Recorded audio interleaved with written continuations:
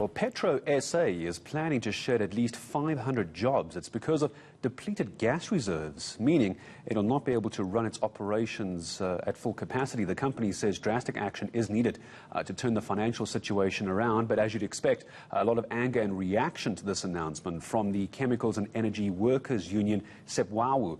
Its Western Cape Regional Secretary Mhlangabezi Melani joining us now to speak about this. Mhlangabezi, good morning to you. What is your reaction to this news of PetroSA possibly retrenching workers? It's a third of their workforce. No, morning, sir. Thank you very much, and thank you for inviting me.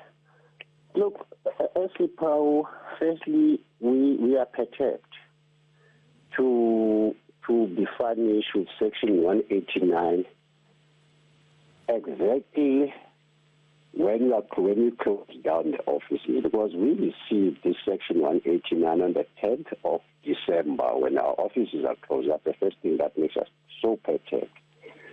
And what is frustrating on this process, because before this process of Section 189 was furnished to us by PetroSA employers, we had series of meetings trying to save PetroSA. Our meetings, those series of meetings started last year in as early as February, on the 2nd, when we meet with the minister, aligning with the minister what we observe as a maladministration by management at PetroSA, including also the element of corruption. Subsequent to that, we met with the portfolio committee in Parliament addressing the same concern that we have as Ceppwawu. But it appeared to us that all these attempts are falling in deaf ears. In July last year, we met with a portfolio committee led by the DG, Mr. Mukwena, in Mossel Bay, the executive of PetroSA, the self-delegates, and the unions were there. That is the Solidarity, Ceppwawu, and NUMSA. Wherein in that meeting, the theme of that meeting was to save PetroSA. And we all agreed in that meeting, wherein we also arrived in adopting a 12-point plan that will address the following. One, the feedstock that the company is lamenting that is now depleting. Two, the finances of the company.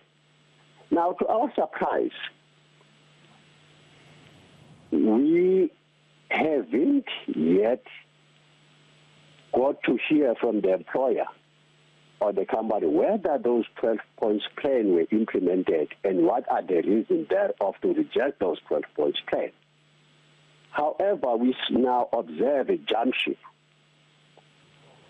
Jump ship from the measure process where we agreed wholeheartedly after the minister announced that there's going to be a measure of, I guess, SFF and PetroSA. Mhlangabezi, forgive me for asking. I just want to make sure I understand what your position on this is. It's not as though it has gotten. It's not as though your union was caught off guard. There was speak about this potential Section 189. But help me understand. What are you hoping to get out of these engagements and negotiations with the company? They're saying they're simply not in the financial position to service their financial obligations. Is obviously your concern is the fact that people are going to lose their jobs, A, but B, it's about the process that you're telling me has been followed. I've got a minute left with you. If you can just tell me about the process of this. Do you think that's where this has gone wrong? No, the process that I'm trying to outline was the process that was going to redress the same concern that the company now makes them to furnish 189, because they were supposed to implement the 12 points plan that we all agreed upon to save PetroSA, particularly on the issue of the stock and the issue of finances. Did they implement those 12 points plan? They didn't. They jumped ship to Section 189 instead of implementing those 12 points plan. All right, Mhlangabezi, I'm going to say thank you very much indeed to you for speaking to us, Regional Secretary of Ceppwawu down in the Western Cape, off the back of PetroSA planning to cut a third of its jobs. The line, not fantastic, but I think we got the crux of what the union is telling us. Obviously, we're going to continue to get reaction. It's massive news when an organisation like PetroSA planning to cut 500 jobs potentially. That's a third of its workforce.